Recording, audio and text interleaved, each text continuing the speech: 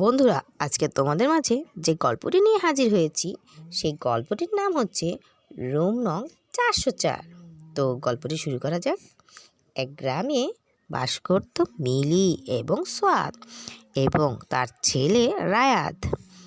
সোয়াদ কারখানায় কাজ করত, যা টাকা পেত তা দিয়ে তাদের সংসার ভালোই চলছিল।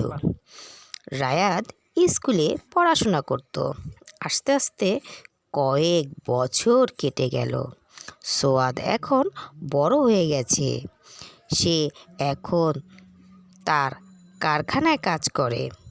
একদিন মিলি সোয়াদকে বলে, রায়াত তো বড় হয়ে গেছে, তাই ওকে শহরে পাঠিয়ে দাও, কারণ ওর পড়াশোনা শেষ হয়েছে।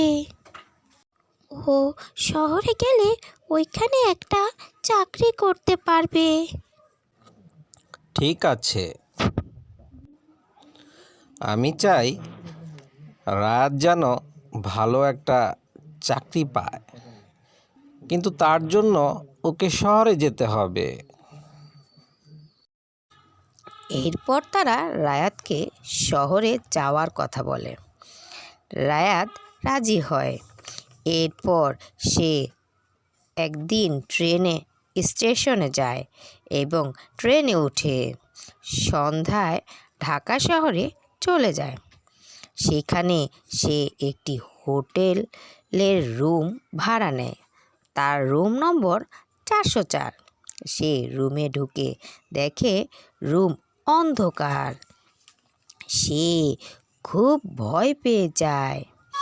এরপর তার মনে হয় তার পাশে কেউ আছে। এইভাবে কিছুদিন কেটে গেছে। সে একটি চাকরি পায়। এরপর একদিন রায়াত যখন ঘুমাচ্ছিল তখন তার ঘুম ভেঙে যায় নুপুরের আওয়াজে এবং কিছুক্ষণ পর পর কান্নার আওয়াজও হয়। এইভাবে প্রায় প্রতিদিন। এরপর এরকম আওয়াজ শুনতেই একদিন সে তার খাটের সামনে দেখে একটি মেয়ের চোখ লাল, বিয়ের শাড়ি পরা। এটা রায়াত দেখে অজ্ঞান হয়ে যায়। এরপর সকাল তার জ্ঞান ফিরে। এরপর সকালে তার জ্ঞান ফিরল।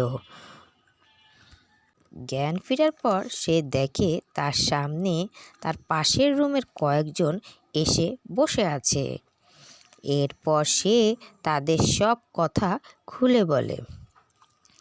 সব কথা শুনে একটি মেয়ে বলে, আরও 3 বছর আগের কথা, এই ঘরে একটি মেয়ে একটি ছেলের সাথে পালিয়ে এসেছিল বিয়ে করার জন্য। ছেলেটি রাতে মেয়েটির টাকা পয়সা নিয়ে পালিয়ে যায়। মেয়েটি সকালে উঠে জানতে পারে সে ছেলেটি টাকা নিয়ে পালিয়ে গেছে। তাই ওই মেয়েটি মনের কষ্টে ফাঁসি দেয়।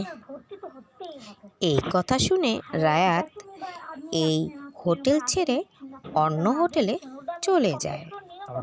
বন্ধুরা, গল্পটি তোমাদের কেমন লাগলো?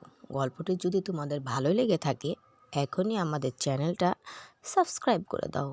আল্লাহ হাফেজ। আসসালামু আলাইকুম।